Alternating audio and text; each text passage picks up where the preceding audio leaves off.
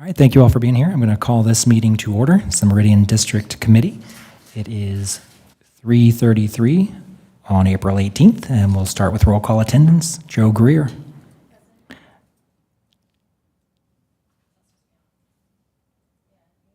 Yep, press again there. Now it's on. Present, sorry. Thank you. Pam, I hope I pronounced this right. Jagosh? Jagosh? Present. Megan Larson? Present. Steve Corey? Present. Walter Steed? Present. And John Nesmith. Thank you. We'll go into our action items. First was committee member introductions. So if we can maybe start down with Walter and just have everyone briefly introduce themselves. I think everybody maybe has gotten a chance to, but we'll just get started that way. Okay, well, I'm not sure how brief you want. Steve, you look familiar. We're going to have to talk and figure out why I think I know you. But the rest of you, I haven't. I'm Walter Steed. I moved to Meridian full-time 4 years ago from Moscow. In Moscow, I was on the Transportation Commission for 9 years, the last 4 as chair before I went on to City Council for 10 years. Then we moved down here full-time after that. I'm currently chair of the Meridian Transportation Commission. I've served for 3 years on the Valley Regional Transit's Regional Advisory Council and currently chair of that. And then I'm also Meridian's representative to ACHD's Capital Improvement Citizens Advisory Council. Within that, I serve on ACHD's Project Prioritization Steering Committee. The good news is most of these meet only once a month, so it's not as busy as it sounds like. I moved to Lewiston in 1978 from Mississippi, and I've lost most of my accent, and then moved to Moscow in 1989. I'm Pam Jagosh. Can you hear me? I was born and raised here in Idaho, and I've lived in Meridian for about 20 years. I serve on the Historic Preservation Commission, and I am an elementary school teacher in addition to, I work with Marcy's Law for Idaho, victims of crime, and I have a daughter and a husband.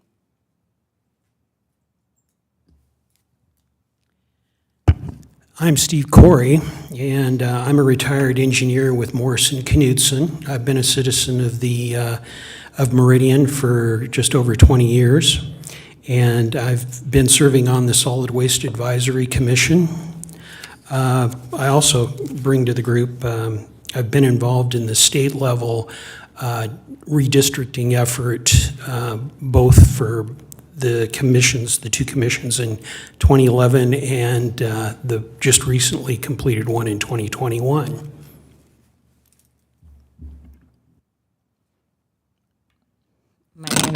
My name's Joe Greer. I am currently the chair for the Parks and Recreation Commission.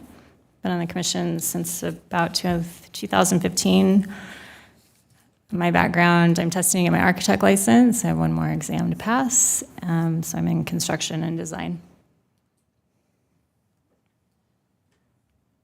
I'm Megan Larson. I also serve on the Solid Waste Advisory Committee. I work for Community Planning Association. We do long-range transportation planning for Ada and Canyon counties.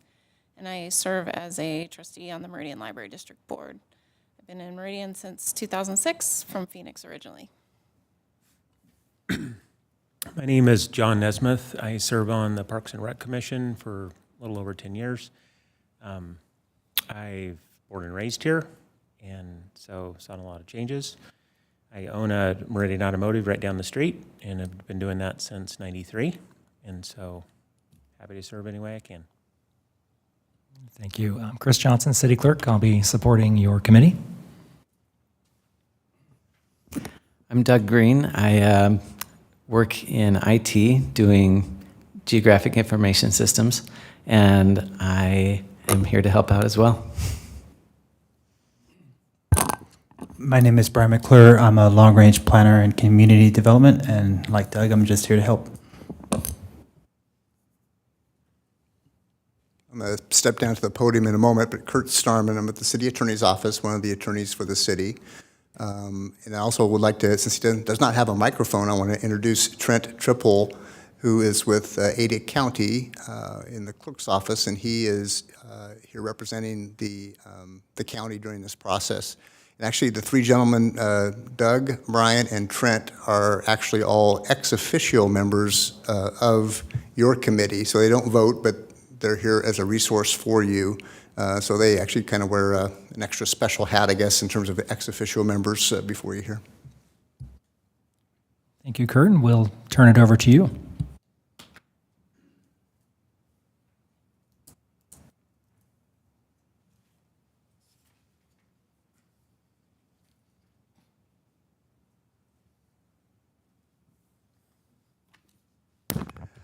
Okay, well, first of all, I want to thank each of you on behalf of from the mayor and the council and from the city as a whole. Thank you very much for agreeing to serve in this capacity. I know you all serve on other commissions and committees, and so you already have a full plate and you have real jobs and real lives. So thank you so much for carving off some time.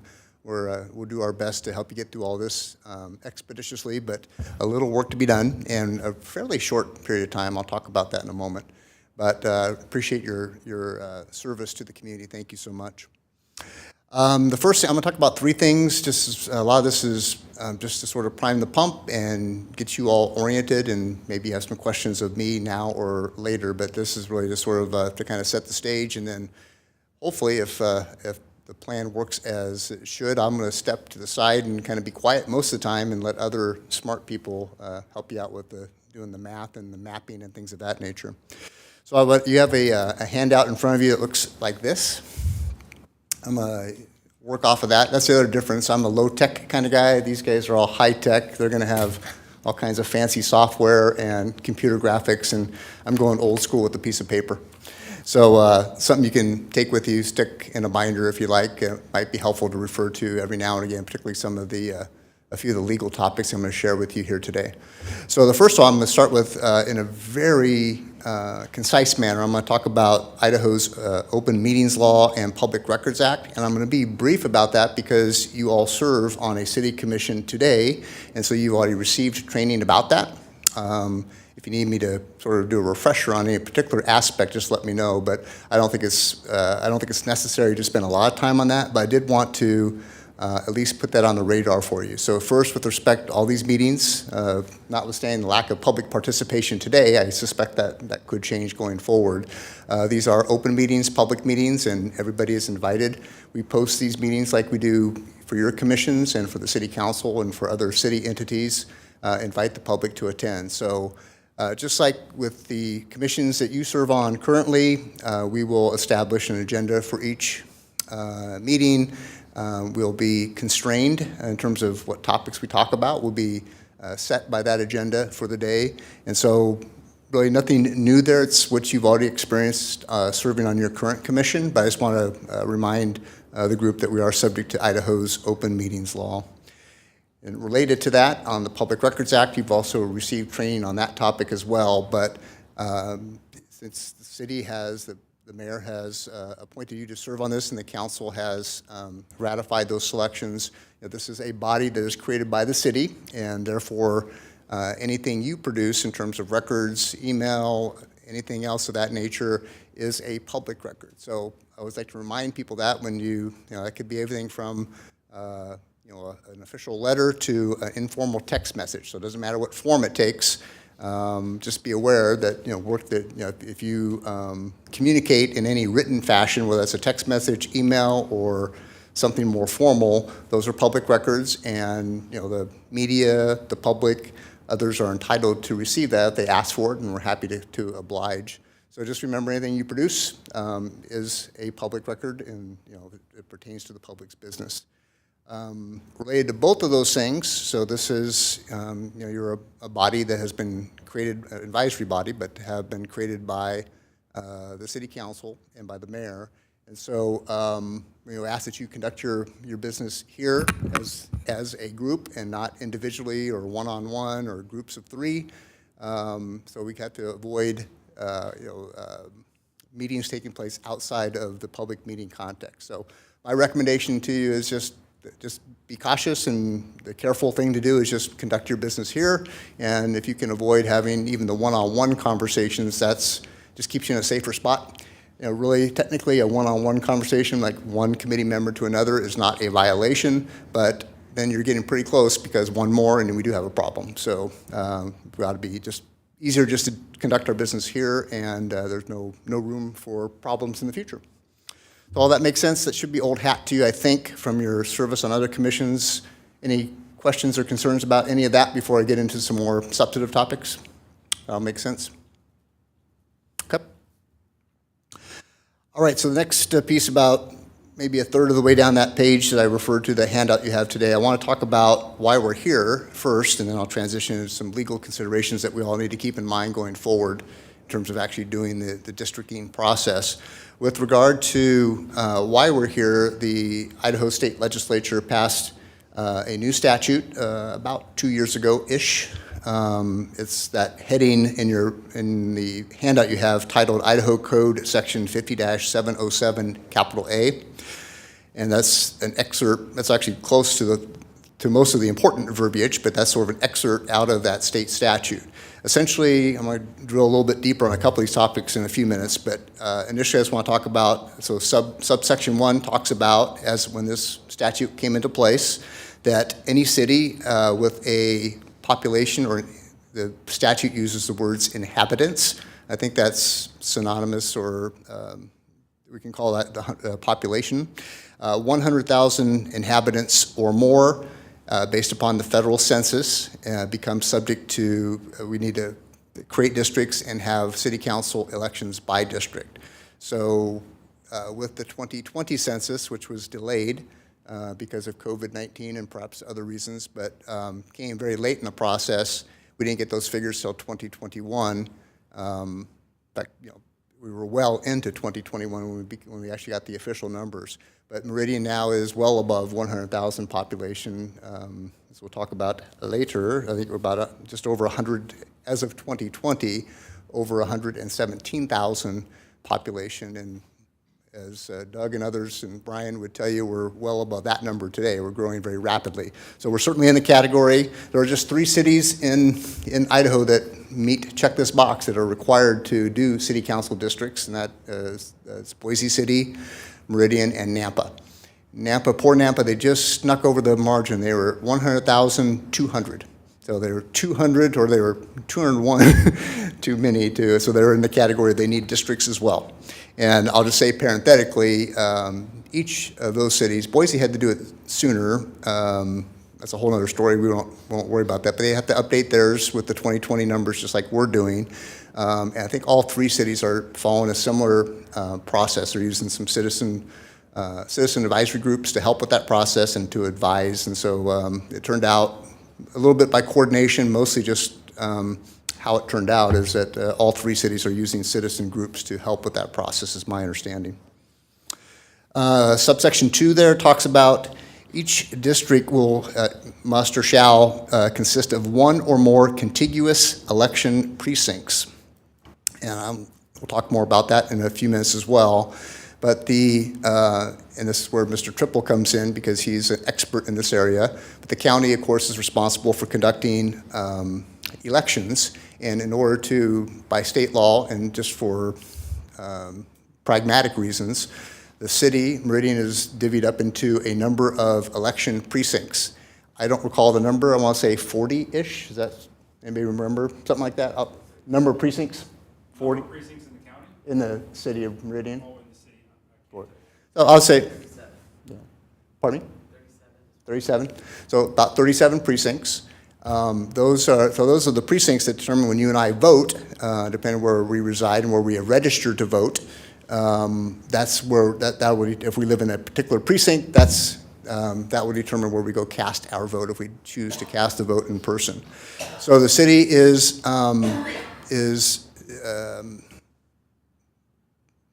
I guess divvied up, for lack of a better term, but we have a number of precincts established, and what the statute talks about is that I think about it as the precincts become the building blocks for the district maps. So essentially each district has to have 1 of these precincts or more, and the reality is for us it'll be more than 1. It would not be possible just to have one precinct. So you're going to have one or more precincts, and those building blocks are going to be used to create these city council districts. So that's what sub 2 is about, and I'm going to elaborate just a little bit more about that in a moment, just some pragmatic issues, particularly from the county's perspective and from a legal perspective. Sub 3 talks about that once the districts are established, we will assign, you all will create a plan that will assign the city council seats to each city council district, and on a going forward basis, that's how elections will take place. So that's what's going on with the passage of what became, when it was codified in state law, what became Idaho Code Section 5707A. That's why we're all here today, and we'll be doing this every 10 years forevermore until the legislature maybe makes a change at some point in the future. But right now, that's the lay of the land today, and when the 2030 census comes along, we'll be doing this again, and so on and so forth. So let me pause there. That all makes sense so far? And questions on that? Okay. So I'm going to transition to that next heading called legal considerations. So the first one I want to, it's all this is, you can think about it sort of as a puzzle. In terms of these are all things that, the next several things I'm going to talk about are sort of the rules of putting this puzzle together. And so there are lots of pieces. The pieces in my mind are the election precincts that are, I call them pieces or puzzle pieces or building blocks. And then the rules about how those building blocks get put together are what I'm going to talk about now. So we're going to sort of transition into that. So the first one, this is the first couple items here are just really excerpts from the actual statute that I just referred to and talked about. The first is each district shall consist of one or more contiguous election precincts. I think just a plain reading of that language means that we're going to use whole precincts, whatever that's 1, 2, 3, 7, 10, whatever that turns out to be. We're using whole precincts to assemble these city council districts.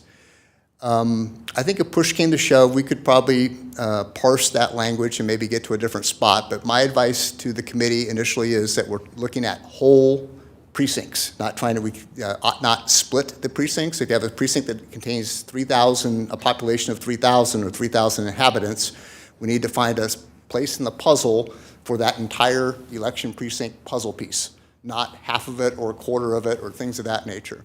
So that's for legal reasons, which again, I think subject to debate. Now this has been litigated, of course, but I think that's my best read of the actual language from the statute, although potentially open for debate. But also very importantly, and Mr. Triple is here representing the county, for the county, just for operational reasons and pragmatic reasons, it makes their life incredibly difficult if we start breaking up precincts. And they've had some experience, they've been burnt with that before, and they would really, so number one, I think legally we need to keep these things, the election precincts, in whole, and then the county has a very, very strong preference that we do so as well, just for pragmatic reasons, because it makes it very difficult to run elections if we start splitting up the precincts. With that said, if you're going to also hear today, Doug Greer in particular is going to talk about that's harder than it sounds, harder to accomplish than it might sound. So I'm prepared to acknowledge that we may get down the path here and find out we just can't get there from here, and we might be talking again at some point. But right now, my recommendation to the committee is let's work with whole precincts, not try to split them.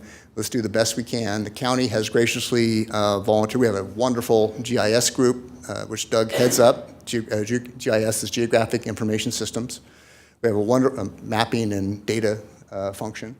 So Doug is an expert in that and has a wonderful team. And then the county has even volunteered some of their GIS resources, if that would be helpful, or if that that's something that we'd like to tap into at some point. So we have lots of resources to help move around the puzzle pieces. But what you're going to hear from Doug in a little bit is that even with technology and lots of smart people working on it, it's not as easy as you might think. There's some challenges there. So Doug will elaborate on that in a moment. But right now, the marching order, or my recommendation to you is let's work with whole election precincts, not try to divvy them up.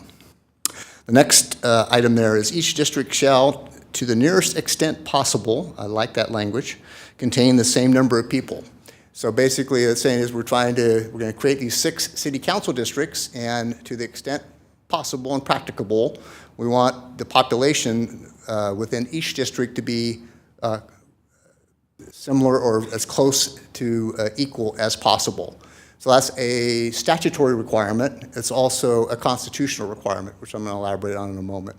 So the reality is, and the law recognizes, so first of all, the statute recognizes to the nearest extent possible, there's an implicit recognition you're never going to get perfect. You can't have them all equal, or it's be very difficult, let me put it that way. And the law, case law on this topic also recognizes that you can't, create these 6 districts in our case and have them be exactly equal. So there's a little bit of room for, there's some flexibility there, but the marching order under state statute is we try to keep those as close to equal as we can. The next item I talk about there is the Equal Protection Clause in the U.S. Constitution, which is where that as close to equal as possible comes from. That's the origin of that idea, largely, which is we have going back to the 1960s and going forward, a line of cases that basically say that idea of having the district, in our case, city council districts, but in a lot of the case law, it's legislative districts, state legislative districts, or congressional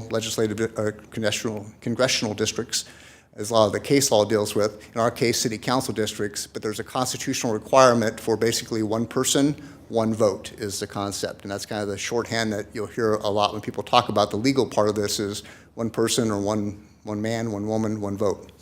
So that's the idea is equal, as nearly as possible, equal population within each district so that everybody had, their vote counts. If I'm in District 1 or 3 or 6, my vote counts just as much as anybody else's vote. It's not weighted any differently. The next, at the very bottom of page 1, that excerpt, that quote is from the kind of the seminal case from the U.S. Supreme Court that initially talked about and set that down as the rule of the land, and in a case called Reynolds, which talks about substantial equality between these different districts. I'm going to flip on the back side of your sheet there, page 2. So you'll hear this. This came up a lot if maybe from the media, or if you're a political junkie or something of that nature, you may have followed the statewide redistricting process that just was completed in the last several weeks that culminated in an Idaho Supreme Court decision relative to actually 2 different cases and 2 different decisions that dealt with this exact same topic and trying to balance out this equal protection argument and the need for equal population with other competing interests, including some provisions in Idaho law that talks about don't divvy up counties if you can avoid it, essentially, and also talks about communities of interest. So in that case, in those cases, and in U.S. Supreme Court decisions, you'll hear a lot this idea of 10% is kind of this sort of magical number, and I'm saying that facetiously because it's not really all that magical, but it is kind of something where we start paying more attention. And so basically what the U.S. Supreme Court has said, and the Idaho Supreme Court has adopted this line of reasoning as well for state redistricting, is that if you can keep the deviation between District A versus B versus C versus et cetera, all the way till you finish up, if you can keep the deviation between, population deviation between those districts at less than 10%, there is a presumption that the difference, the deviation, was for good reason, that you didn't do it for purposes of discrimination. So if the deviation between those various districts is less than 10%, there is a legal presumption that that was done for good reason and that it was not done for discriminatory purposes. And therefore, if someone wants to challenge that in court, the challenger, has the burden of proof to show why that was discriminatory, why you did this because you were trying to discriminate against a particular class of individuals or something of that nature. Conversely, if the deviation from different districts is 10% or greater, there is a presumption in law that that was done for discriminatory reasons. And the burden is on the government to show why it was not discriminatory. So the burden of proof switches 100%, like 180. So less than 10%, a challenger has to show why that was done for discriminatory reasons. If it's 10% or greater, the government has to prove or show, or has the burden to show why that was not discriminatory. So it's not to say you can't be above 10%, but 10% is kind of that magic line that, from a legal perspective, that you're below that line, there's a presumption you did it for good reason. If you're above that line, at or above that line, there's a presumption that it was done for discriminatory purposes, and you need, government agency, you need to show why that is not the case. So we're going to try real hard. My next recommendation to the committee is we're going to try really, really hard to be below 10%. So we know we're not going to have equal population. The districts, districts 1 through 6, there's going to be deviation. They're not going to be identical, and they are going to deviate from one another. One might have a little bit more, one might have a little bit less. One other one might be in between the two. That's all good, but we're going to try very hard. My recommendation is just try very hard to stay below 10%. So again, that's one of these things, easier said than done. Doug is going to tell you that's a hard task. He's already he's already put pen to paper and tried to work some of this stuff out, and it's difficult. It's not as easy as it might sound, but we're going to try real hard to do that for the reasons I mentioned.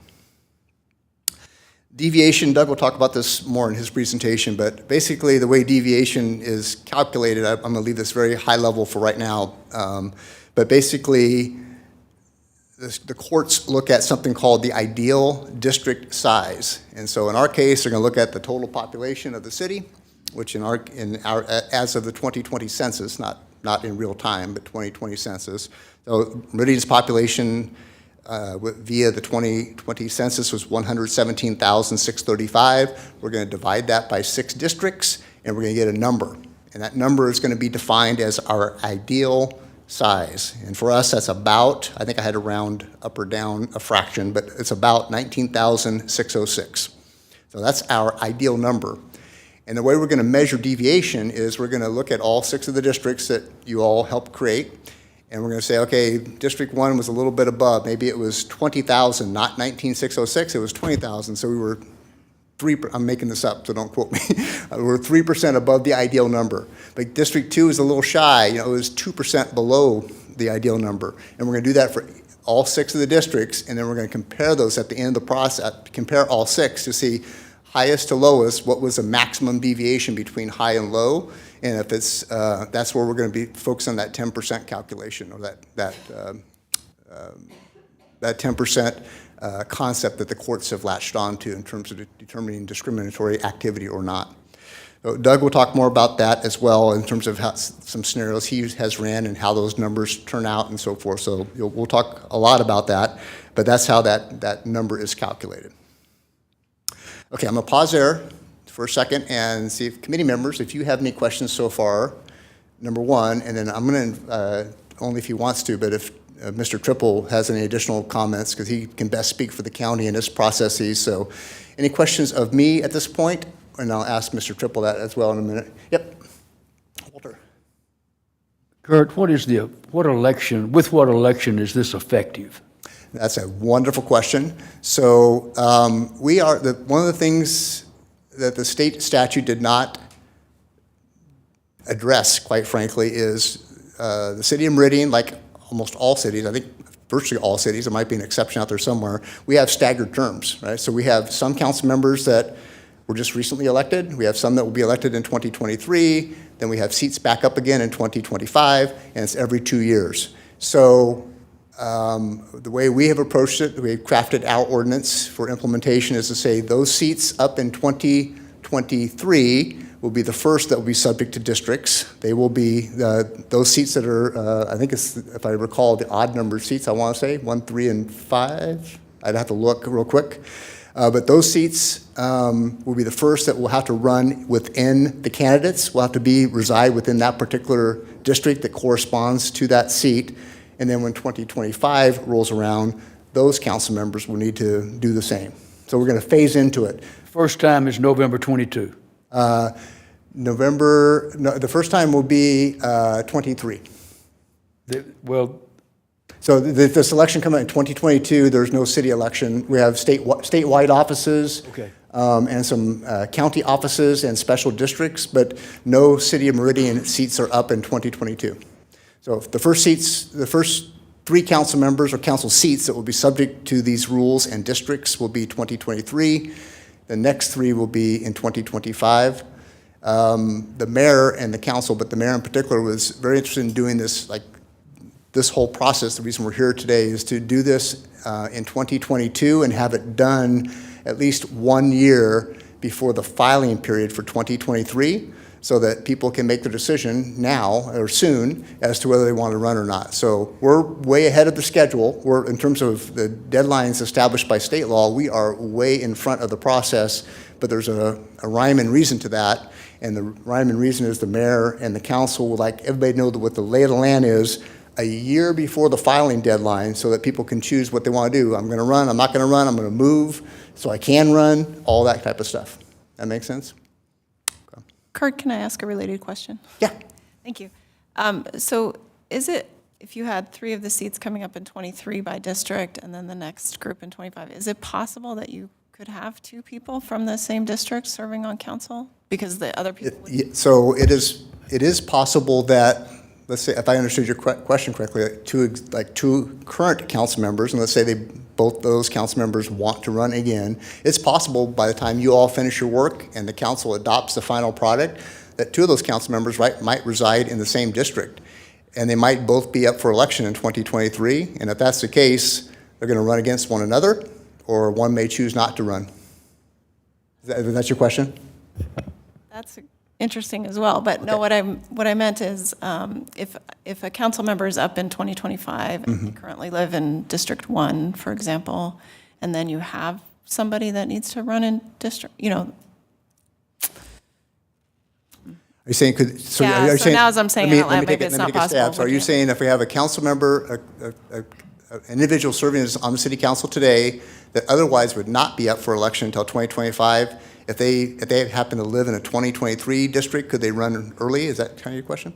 No, I'll try one more time, I'm Okay. sorry. So as it turns out, 2 currently serving council members, 1 in 23 and 1 in 25, happen to live in the same district. Okay. But Yes, only okay. one has to run for. I think I got it now. Sorry, I'm being dense today. So in that instance, the way we wrote the ordinance, again, the state law is like silent on this type of stuff, this transition and the having rotation of council members. So the way we wrote the ordinance is for those that are not up until 2025, they will, I'm just going to make up this purely hypothetical, but let's say, in fact, I'm going to use letters, not numbers. So if I have council member X that is not up until 2025, but he doesn't live in the district that corresponds to his or her seat, the way the ordinance is written is he or she will continue to represent that district through 2025, even though he or she may not live there at that point in time. Thank you. Does that make sense? Kurt, your current members here in Meridian are by seat, 1, 2, 3, 4, 5, 6, but those are not related to geographical areas, or are they? They are not. So currently, up until It's just a number. correct. Yeah. So up at this point, just a number. Elections are held on that basis. You run for council member, council seat 1, council seat 2, but there's no geographic territory assigned to that. Up to this point, elections have been at large, so the entire electorate of Meridian would vote for those seats. Doesn't matter where you live.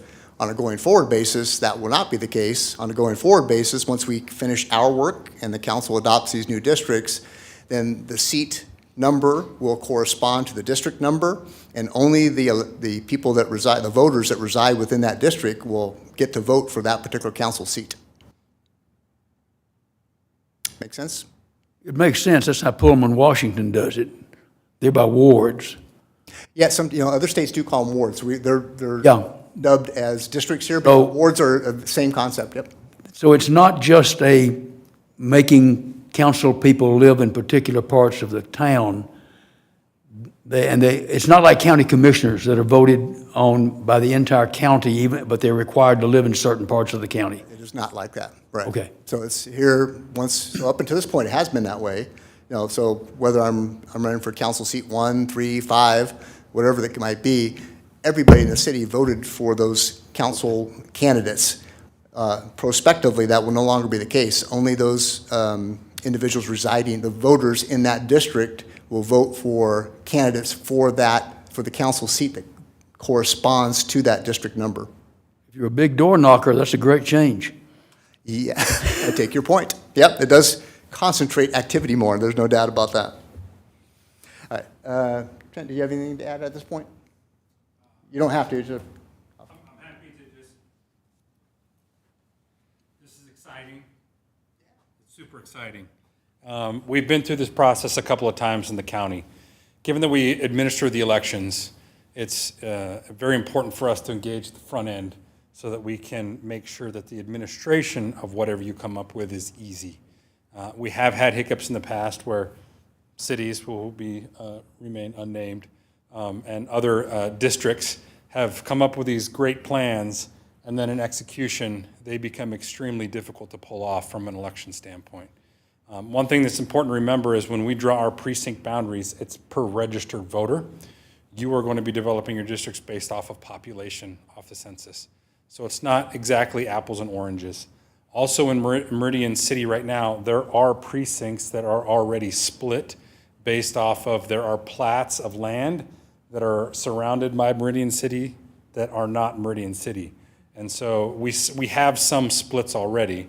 What we ask is that, as to the max extent possible, you adhere to those precincts so that we don't have to split ballots more than we already have. The more split ballots we have, the more error that we inject into the system, or the possibility of error we inject in the system. Because when a voter comes into a particular precinct, instead of 4 or 5 ballots that a chief judge has to administer, if there are many more splits, it can get up to 27, 28 different types of ballots that need to be administered. And so it just makes it a chocolate mess for us. So that's a little bit of the history behind us. We're grateful that we're engaging on the front end of this so that we can help as much as possible. A quick story, CWI recently did this. They did a great job coming up with what they considered great districts, but they had a lot of splits. And they were doing it based off of population. And our GIS folks went in with them and helped on the back end and said, look, let us give it a shot. And we did it, and we reduced the precincts down to, or the splits down to 0, and actually got their population variance down. And so we just are grateful that we're working together from the get-go so that we can help us and help you come up with a solid plan. So thank you for having us. Very grateful for your help. Thanks for being here. So my last topic, and we're going to get to the fun stuff when Doug gets to show you some different scenarios and that type of thing. But my last topic area is, what is your job, right? As a new committee and new committee members, what are you doing here? So I'm going to talk about your duties here in a moment. But before I do that, that's a ton of information. Any additional questions about anything I've said so far? I'll be here throughout the duration, so Kurt, I have a question. Yeah. Well, I have two, and you may have already answered one of them. Mm-hmm. So does the council member for the district that they are being voted for, do they have to live in that district? They do. They do, okay. The other thing is, you said something about the filing deadline?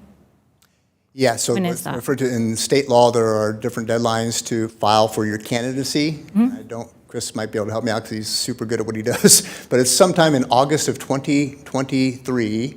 I'm not sure you need the precise date, but Chris probably knows it. But there's a date in August of 2023 that says if you plan to run for the Meridian City Council for one of the 3 open seats, this is your magic date. You have to file your paperwork by this date. And so the hope and desire of the mayor and council was that we have our process, districting, done at least 1 year before that date, so that everybody knows what the lay of the land is and everybody can plan accordingly. So we're trying to give people anybody that might want to run for office, we're giving you lots of notice about how it's going to work a year forward. Yeah, please, come on up. Chris, you may know the answer to this better, but, and I don't know the city council requirements, but for instance, for state and some county offices, a residency requirement is there in order for them to run. So the filing deadline, they would have to back that up 1 year and say by that date. Some are tied to the actual election date, so they've only had to have resided in the district for 1 year prior to the actual election date, some are filing. So I don't know the specifics behind the city council, but that's Currently, it is 30 days. Yep. 30 days. So the 1 year, I just want to make sure that that was. Thank you. Kurt, are y'all, As Trent mentioned, there are different deadlines for different, different offices or different elections. So in the case of city council elections, it's a 30-day requirement. Kurt, you're talking the opening filing date, because filing is a X day number of days. Correct. So you're talking the first day you can file is the target date that we're working against? Correct. Not the last day? Correct. That's my recollection. And Kurt, in 2021, that was August 23rd for the November 2nd or 7th election, so it's a certain number of weeks. But we have that. Good point, yeah. So our last election, it was August 23rd, was that magic first date, and there'll be, without pulling out a calendar, it'll be sometime in August of 2023 for the next city election, and we're trying to have this all in place at least 1 year before that date and time. Other questions about that before I talk about what your duties are? So just to sum all that up, if I just do a simple summation, this is our goal. Our goal is to take the city of Meridian as a whole. I don't know if we have a map on the wall. We don't. Oh, we do in the back. Take the city of Meridian as a whole, and we're going to chop. I'm breaking microphones, but we're going to chop it up into six discrete geographic zones. We're going to call those districts. We're going to try and make the population as equal as we can. And starting in 2023, and from that point going forward, council members will have to live in their council district to run for that district. So you have to now, there's going to be a residency requirement that says you can't just live anywhere in the city. You have to live in that particular district. If you're in District 1 and you want to run for council seat number 1, you have to live in District 1. So that's the game plan that we're trying to accomplish. Okay, so my last topic area there on page 2, that header, committees, primary duties. So I'm just going to run through that very quickly, and we'll talk about that, and happy to answer questions. So the first is, I know the mayor and the council felt really strongly about this, and so I would like to emphasize it as well, is they want to make sure that you do your work without regard to where council members live today, or where maybe potential candidates might live, if you know of someone that plans to run for the council. But the city council and the mayor were very strong on this idea that you need to draw lines that make sense for the community and make sense to you, and you ought not consider where current council members might live or where potential candidates might live. That shouldn't be part of your consideration. So the ordinance is crafted that way, is that you will act independently and without regard to where people live today. That's my first point.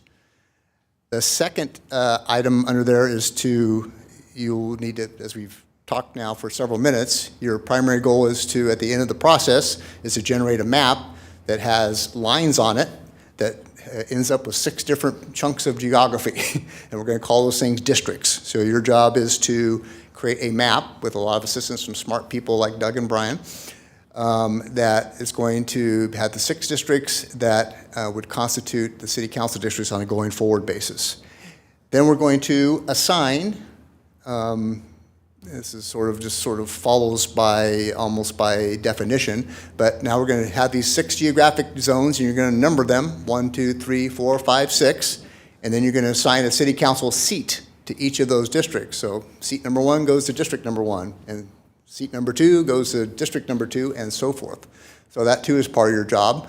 There's no particular order how you want to number your districts. It would make sense to me to have them sequential or some kind of rationale behind it, but there's no magic way to number them. You can put the District 1 on the far north, and you can put District 1 on the far south. There's no rhyme or reason. You get to pick what makes sense to you. But once we assign the districts, once we create the districts, number 1, then we assign a number to them, number 2, then number 3, whatever the number, that's going to correspond to the city council seat, and that in turn will determine which council seats are going to be up by district in 2023, and which council seats will be up for, by district in 2025, and it'll be that way until forevermore, until the legislature changes its mind. Next, you have a question. Saw my face. Each current council member has a seat number. Correct. They each know when their term, current term is up. Correct. It doesn't look to me like their current seat number would have anything to do with the new districts and the new district numbers. Correct. My advice, and I said the council and the mayor felt strongly about this, ignore all that stuff. You do what makes sense to you from a mapping perspective. Create your 6 districts, assign numbers to them. Don't, I know the council felt, I know each council member felt this way. Do not go out of your way to try to think about, which council member this might impact. They want you to do it objectively and independently. But yes, I mean, people are smart and they figure that stuff out. But yes, it will, depending on how things get numbered, it will impact individual council members differently. But nothing we do is going to make somebody run earlier or later than they were supposed to. That is correct. Nothing you do or would do would impact that issue. That's already preordained. They've already been elected. The term is up when it's up, and that's that. That's correct. Right. So nothing you do will impact that. Each council member serves for 4 years, and they're up when they're up. Yep. Good question. Okay, so that was the second item. The third item there, I talked about, we're going to assign the seat numbers to the district numbers, so I already spoke about that, and we just talked about that. The next item is the city council and the mayor very interested in public participation and having this an open and transparent process and having lots of input from the community, and they want to make sure everything's above board and very inclusive of community input. So in addition, all these meetings are open. The council chose to do a citizens committee. They didn't have to do that. That's not a requirement of law. The council and the mayor wanted to have a citizens committee to get your perspectives, and you represent your fellow residents here in Meridian, so they wanted that. That's not a requirement. Likewise, there's no requirement to have public hearings on this topic, but the council was and mayor were very clear they wanted to have public participation in the form of a public hearing, so that the ordinance talks about a minimum. It's not a maximum, but a minimum. So if you want to do more, you're welcome to. But a minimum of 2 public hearings where we'll advertise those hearings. We'll formally invite the public, and the public, those that wish, are able to speak or submit written comments. But there'll be at least 2 public hearings before the committee, to provide input to you as your part of your process. Make sure that we advertise those and they're published and everybody knows what's going on. So minimum of 2 public hearings. And then here's the kicker for everybody, including all the committee members and staff members and everybody else, is that we have I think, a very doable timeline, but I'm going to say it's an ambitious timeline. So the idea is if we want to get everything in place a year before that filing period for 2023, it means we have to work backwards from that date. And so that means we have to have an ordinance in place in August of 2022, which means we have to give the city council some time to have meetings and to adopt an ordinance, and we have to publish that ordinance 3 times, or have it on the agenda 3 times, and then we have to publish it after it's been adopted, and then we have to work back from those dates in terms of the actual publication dates. So long story short is what that means for you all, or we all, because I'm part of this group as well in the support role, is we have to finish, or our goal is, well, it's more than a goal, it's actually in the resolution, it says you shall finish your work by June 28th. So that's not a ton of time. I think it's doable. It probably means we need to meet fairly regularly, and you'll have a better feel how doable it is or is not after Doug presents. But I just want to put that kind of solidly plant that seed with you, is that our goal is to wrap this all up and transmit your plan, your mapping plan, to the council for the next part of the process by June 28th. So I think that's doable, but again, it's somewhat ambitious. I'll also say, just parenthetically, if you have looked at the ordinance, the council's role after that is very perfunctory. Well, that's not quite the word. I'll say it's very ministerial. So once you guys have great authority. So basically the ordinance reads, or the city ordinance is, you all do your work, you create the Meridian districting plan, which includes the map and the districts and the lines and the seat numbers. You transmit it to the city council. They also hold a public hearing and they take input, but they only have 2 choices. Either they accept it, or they make a finding that the plan that you prepared violates the law. Unless they make that finding, what you adopted is good to go. There's no debate. They don't get to move the line a little bit that way and a little bit that way. They don't get to redo it, they have limited choices. So you guys have a lot of authority in the sense that once you finish your work and you transmit it to the council, unless they say you violated the law, they have to make a finding on the record that you violated the law. Otherwise, their role is ministerial to approve it, put it in an ordinance, and that's the way it's going to be. So you all have quite a bit of, a little bit of weight on your shoulders because I think what you produce is likely going to be what it turns out to be. All right, that's what I had for just kind of give you some background and a little bit of lay of the land, what we're all doing here. So let me pause again, and other questions.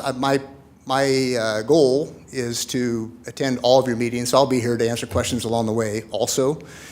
You have other staff's support too, but so we don't have to answer everything today, but happy to answer questions you have. Otherwise, I'm going to wrap up, and we're going to turn it over to Doug Green. I'd have one question about the public's interest. Mm-hmm. Are the hearings going to be the only opportunity for them, Are they going to be the only opportunity? for the public to give input? So the public's always welcome to, like this meeting and any meeting going forward, the public is welcome to attend. We don't typically take public comment unless it's a public hearing. So public's willing, welcome, and we encourage people to attend, and they can take their notes and have their observations. The public hearings are intended to be that point when they have a real voice to come to the podium and say, I think you guys are doing a great job, or I think you're all wet, and here's why. Or they can, do it in writing, email, letters, that type of thing. So the two public hearings are when people actually come up to the podium and give their thoughts to you, but the public is always welcome to attend all of these. We will also have summary minutes, and I'm not sure we're going to, you'd probably have to ask for it, but we're also going to record these meetings. So we have I think just an audio recording, correct? Audio recording of every meeting. So if anybody wants to listen to what happened, if they missed a meeting, they're interested, we'll have an audio recording and summary minutes as well. Thank you. Yeah. Will there be the opportunity for the public to submit written comments? Yep. So again, particularly during that public hearing process, they can submit comments at any time. The clerk's office is happy to receive those. But the time when it's really geared toward public input and public testimony is the public hearing process. So yeah, definitely written comments are welcome anytime, but particularly during public hearing. And then during the public hearings, at least two that you will hold, anybody's welcome to give oral testimony as well.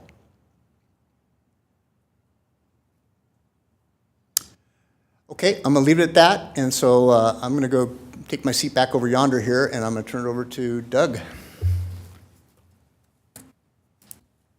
Thanks, Kurt. Is it okay if I stay here, or do I need? I don't know if I can control it from up there, so. Well, are your brains tired yet?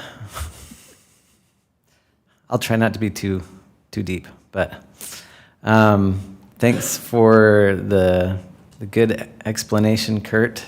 And maybe I have one more thing that would provide some context to what Doug's going to tell you, is that I forgot to mention to you that the ordinance also says, and this was to be helpful, is that it directed staff, GIS staff in particular, to generate, at least for your first meeting, to generate 3 samples or potential maps.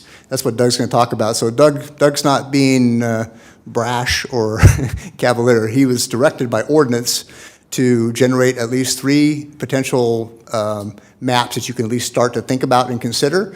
But the part, so I wanted to mention that because I forgot to say that. And then number 2 is, the other thing the ordinance makes clear, if you like one of the 3 maps or you want to tweak it, fantastic. If you don't like any of the 3 maps, that's fantastic, and you can do your own thing. So you don't have to pick from these 3. If one of the 3 looks good to you and you want to kind of work with it, that'd be fantastic. If you don't like any of them, you can complete your own map all on your own from scratch. So that makes sense? Okay. Sorry, Doug, go ahead. that's okay. Is it okay also to mention that, just as I get into it, I think everybody's tendency when they first see the maps is, oh, why don't we go here? Why don't we go here? Tonight, I don't know if we'll have time to get to that, although you're already going to go there. Your brains will anyway. I think that there's some other things after I present that I think Chris needs to do. So it'll just get your wheels spinning tonight, sadly. Sorry you don't get to jump into the fun tonight. But so just to start off, my goal is, you guys are going to be making a decision that everybody can look at and potentially scrutinize, and I want you to feel comfortable with what went on under the hood to provide the data that you're going to be making your decisions on. So we, as required by the law, what we're doing needs to be based on the decennial census, so the 2020 census, released in April 1st of 2020. So we actually began with the area that the census designated as the city of Meridian for that census, with that specified population that's been stated already. So then we selected the census blocks that were within that area. And just to give you comfort, we validated that their population sum totaled what the census said was included in the city of Meridian. So we know we've got the right set of blocks that we're building from. And a lot has already been said about the precincts, so I don't feel a need to go into great detail there, but you can see here our set of precincts that we're using. And just a little note of what we did is we just included in this those precincts where we did have some population that we could count. Okay, so there are others surrounding these that are actually within Meridian's impact area, but they weren't included in this because we don't have any population in there. So just something to note there. Now, for you to be able to see some detail on how we assigned the population to the precincts and how just the GIS works here, Geographic Information Systems, I call GIS, so you know. So you can see the yellow lines are the census blocks. The black line is the precinct boundary. You can see that they don't perfectly align, but most places within the city, they generally align, okay? And by that, I mean they follow the same thing even if they're not exactly on the line. We only had 2 census blocks that were split by a precinct boundary within the area that we're going to be working with. So I'll just show you those. This block here in the dashed line was split by this precinct boundary. The population of the block is 215.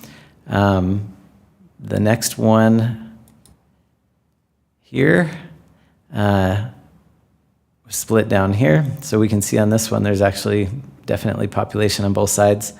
So because of this, we couldn't just use the actual blocks themselves to make up the population. So what we do is this mapping approach where we create a point that represents the center of each block, and then we assign its population to the precinct. Does that make sense? So we're grabbing the centroid is what it's called, just the center, geographic center of each block, and we're aggregating or summing all of the population for each census block whose point is in a precinct. And that's how we came up with the populations that you're seeing, excuse me, so that you'll be working with. That's how we came up with those. This is just a visual of what those points looked like. So you may ask, why not divide the population or split the population of those blocks that were split? Generally, the census is done, even if not perfectly, it's a well-documented method that they use to do this. And so if we go ahead and split the population of a census block on our own method, we would have to heavily justify it or resurvey that area. It'd be very time-intensive and possibly heavily scrutinized, so we just aren't going to do that. We're going to live with the fact that there's going to be some small variation, less than 215 inhabitants, in those districts that had that split occur. So we just wanted you to be aware of those 2 places. So, Doug, can Oh, I yeah. ask- Yes, please. Can I interrupt you for a question? Am I to presume that the blue, dark blue, is the city of Meridian? as designated by the census, yes, in 2020.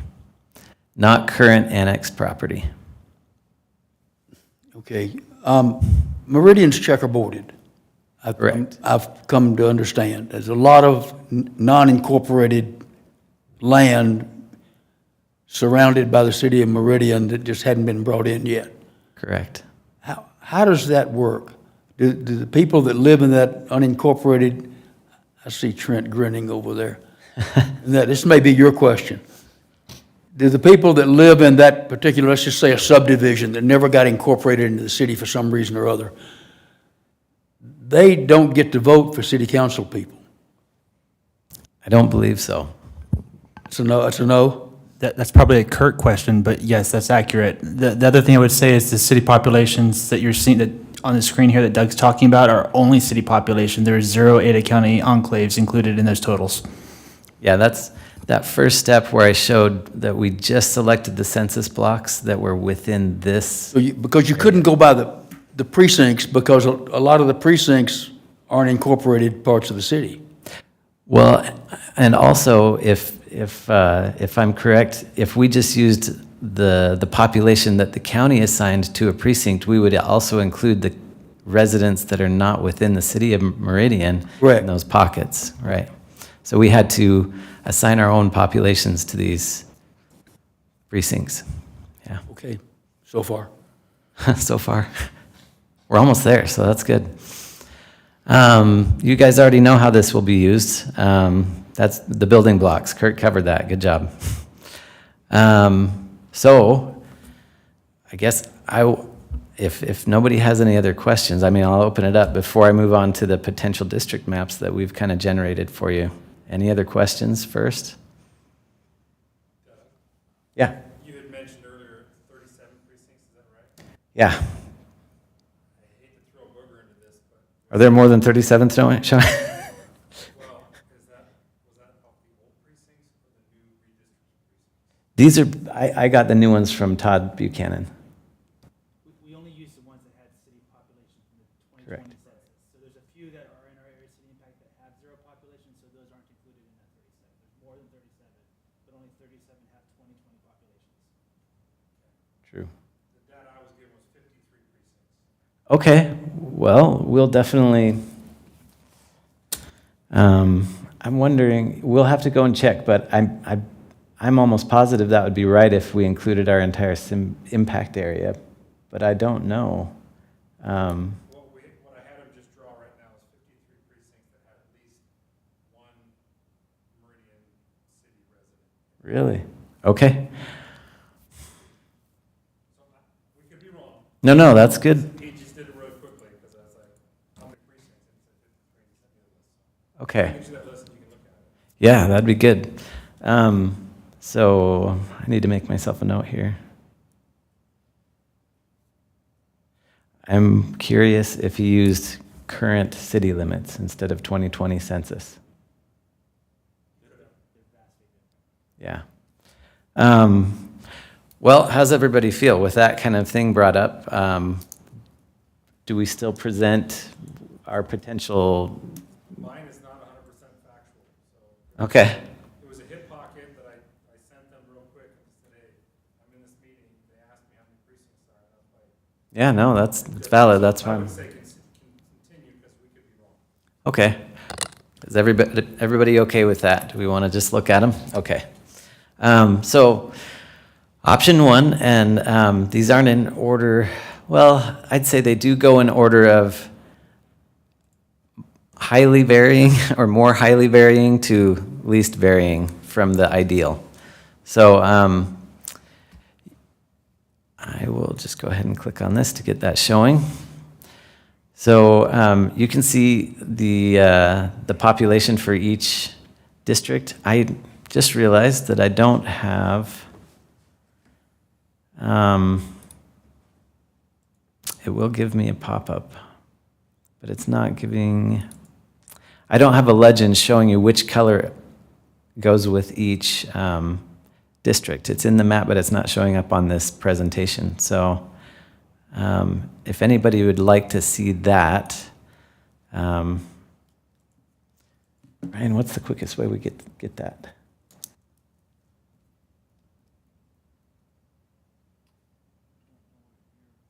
Yeah, that's all right. Okay, so for right now, I'll just kind of explain the principles that were used to kind of generate some of these initial ones. As described by Kurt, it's not just about grabbing a chunk of land that is contiguous, or a chunk of precincts that are contiguous.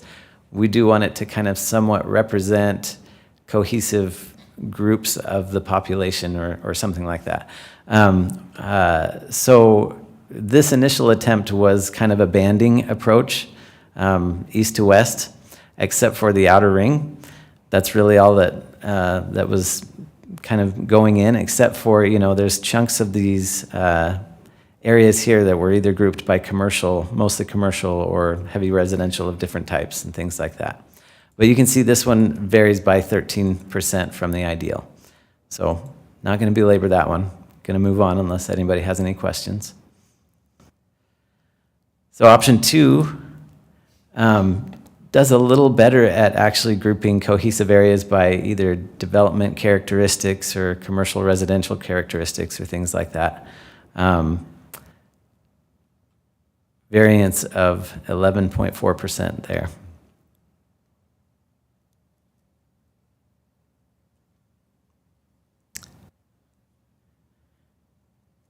We have, is it okay if I move on, or were you looking at scheming? Okay, so option 3 gets us down below that 10% that Kurt mentioned.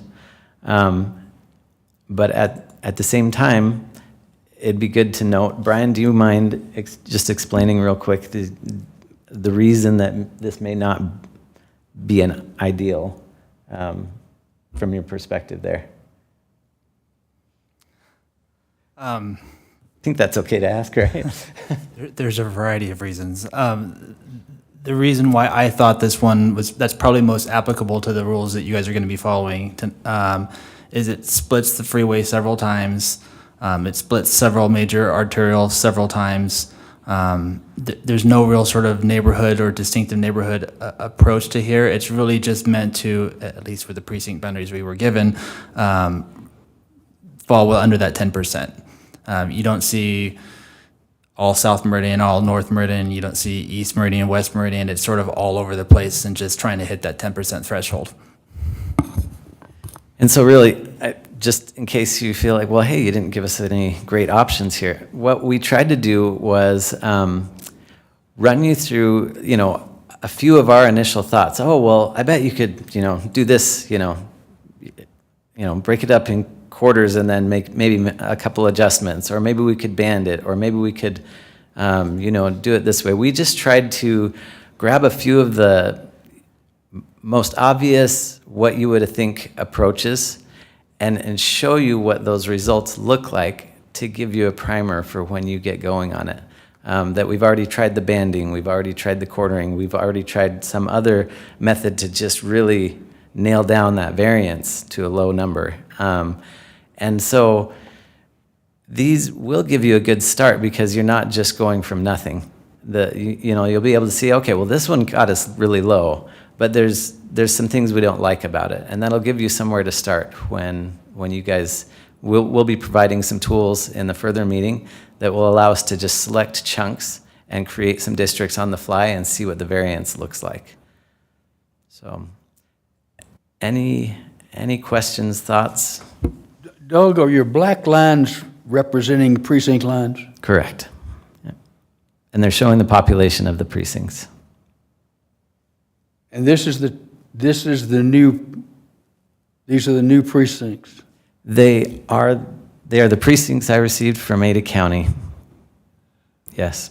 Precinct 20 in Meridian is shaped like the state of Oklahoma. I don't see it on here. Okay. You don't see it on here. I guess we'll have to be taking a look then. Trent? I'm looking at those precinct shapes and the precinct shapes on the map.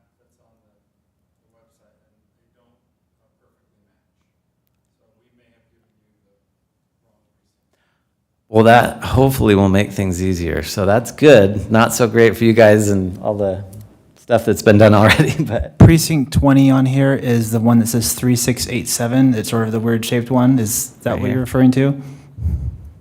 Precinct 20 on the new map that I think Trent and I both probably have it up is Oklahoma shaped. It's longer, goes down, comes over short, up, and puts a panhandle on it.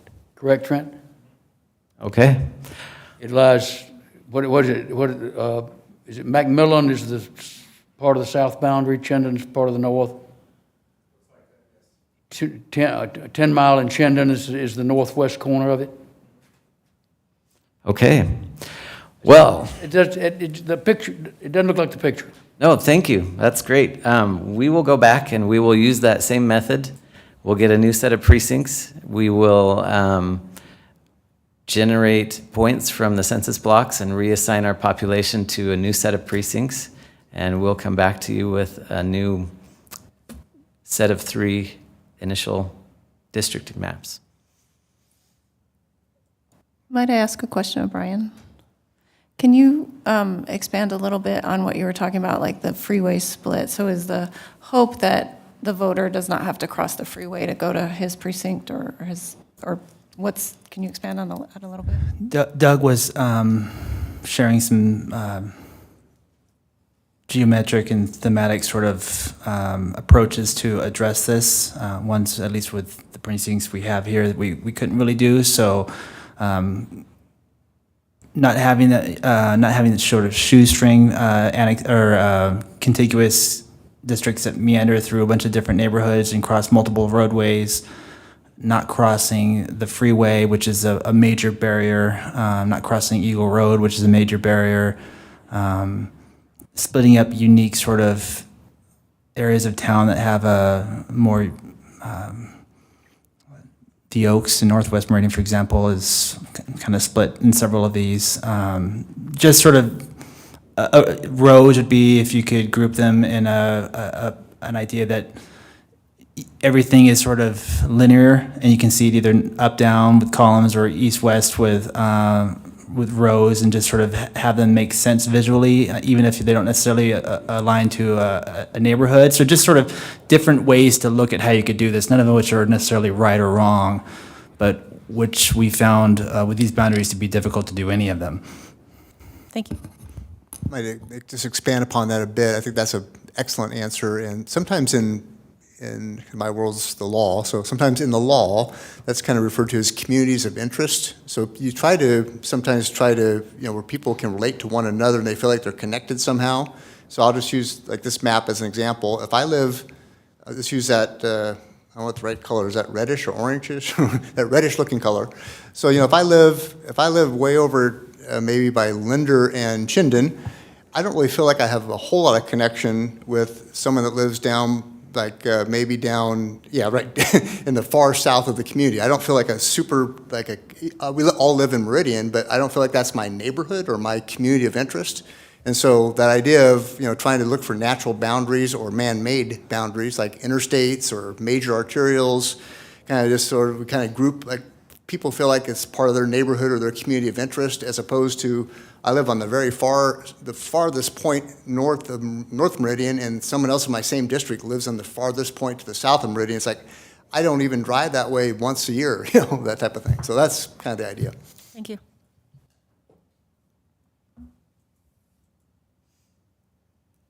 Well, I apologize that I gave you some, nothing to chew on. We'll get that to you as soon as possible. So we'll figure that out. I think, so we'll have the different mapping scenarios for you next time you meet. But if nothing else, a takeaway for the group is it's trying to fit all of these building blocks together it's a challenge, and particularly when you try to start thinking about that community of interest idea or natural or man-made type of features, like the interstate is just sort of a natural line.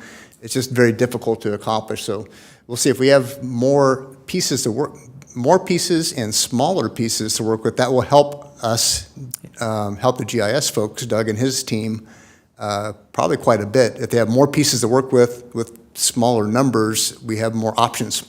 So we'll see what we come up with, what Doug can come up with between now and the next time you meet, but at least it gives you an idea of sort of the challenge that lies ahead.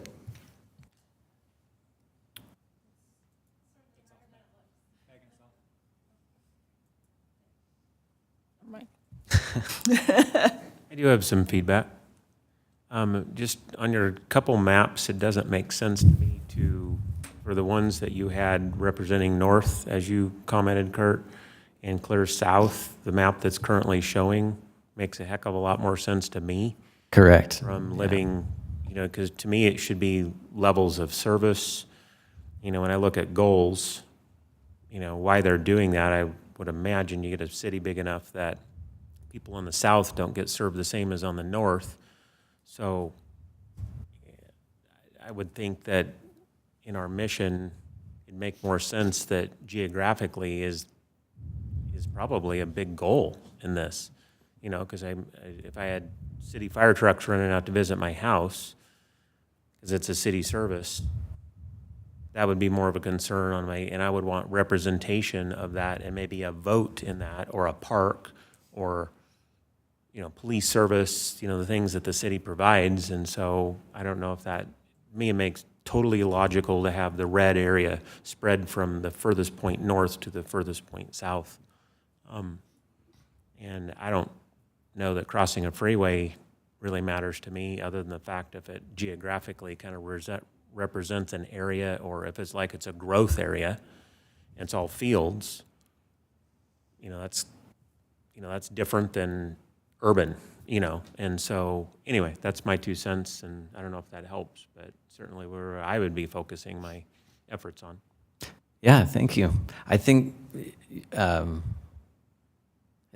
it sounds like you're hoping to see some scenarios or options that don't do that in the 3 sets that we provide. That's correct. I hope that we've got some smaller precincts for you. It sounds like it's all good news. Yeah. Great. So if there's no other questions, we'll move on to the last 2 items. So we are tasked with appointing a chair and vice chair from among you, and then adopting a committee meeting schedule. I understand adopting a regular schedule may be difficult at this point, so I would propose, and I can certainly be shot down.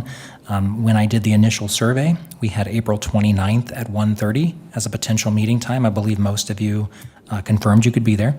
And my proposal would be, once we get through items 5 and 6, is that we set April 29th as the next meeting and allow Brian and Doug to come back with possibly corrected data and some presentations they can make to you, so you can take that, then chew on it, and we'll work at that point to schedule the next meeting. So if that works with everyone, we will move on to electing the chair and vice chair, and I'll open it up to the committee.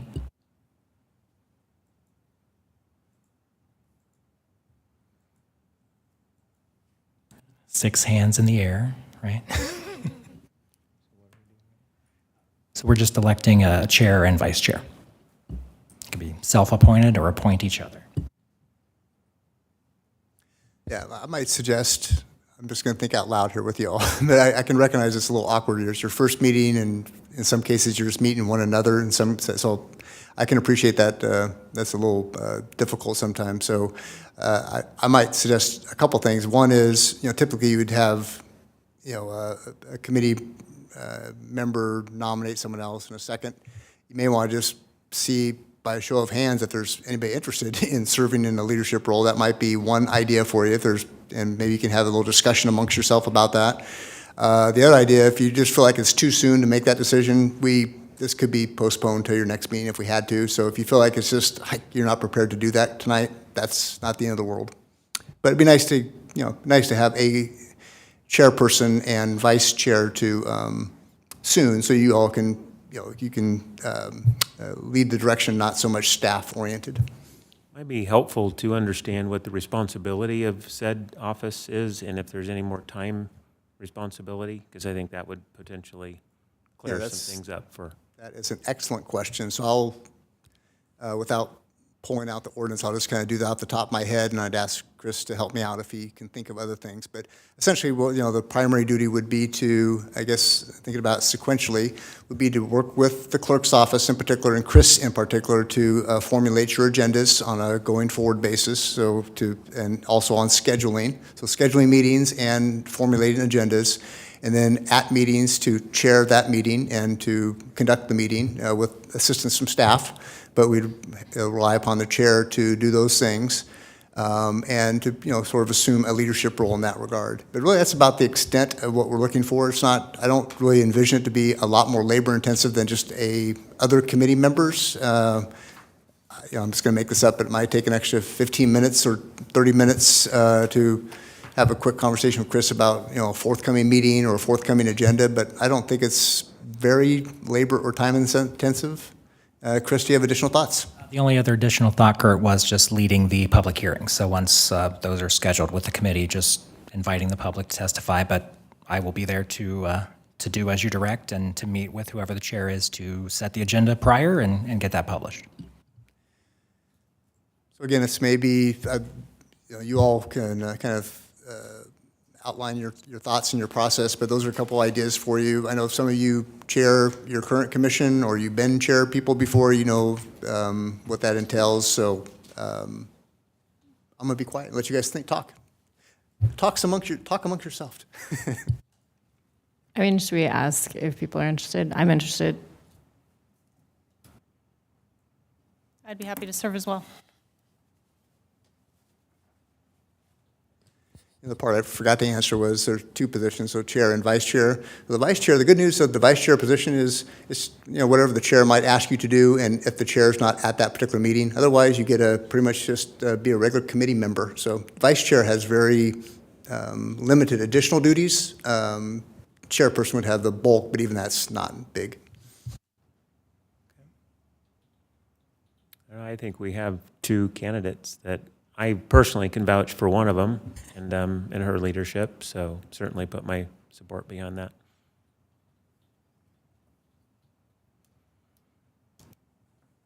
So I would nominate Joe Greer to be chair. I second that. Well, thank you. So there's a motion and a second for committee member Greer to be chairperson. Chris, I'm doing your job. You want to? No problem at all. All in favor? Aye. Any opposed? I move that Megan Larson is co-chair, or not co-chair, excuse me, vice chair. There we go. I second.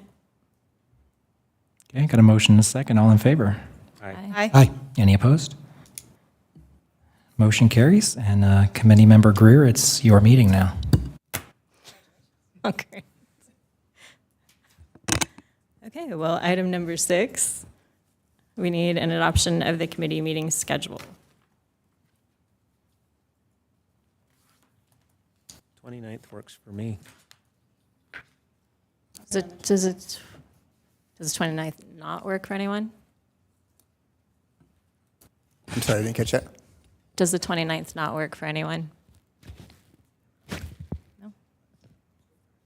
Okay, so we'll set that for the April 29th at 1:30 back here, and I'll meet with the chair prior to that to possibly send out a survey about some recurring meeting times to make sure we understand the commitment and when we need to get together so we can meet that lofty June 28th deadline.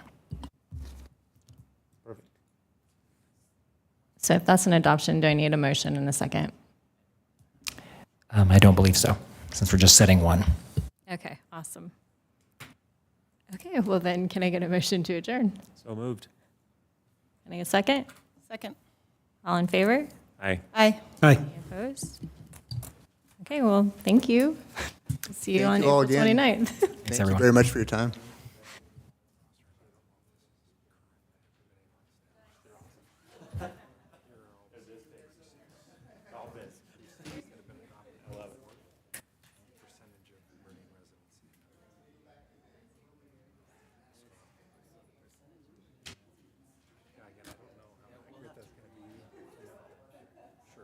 And I don't know if that will be helpful.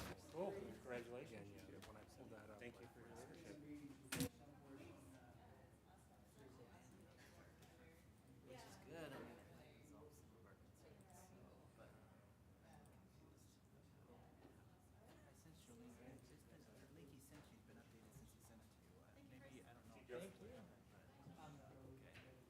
So I'll work with Doug I once he don't has the know- numbers, and maybe I'll just work by email. Okay, Commission I'll send you kind adopted those of a draft what we're thinking, and just about a week ago.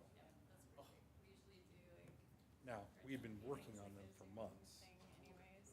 And so, make it as painless as possible. My thought is with those mayor's office, hopefully they're right down, just it's 3 maps, and it's really, we're almost a square, it's hard to. that may have been, I don't know. Well, months ago, I can tell you, we weren't. They are, the counties run the In election. February, we were still spinning the wheels. So I'm sure that whatever was out there was a version of some sort. So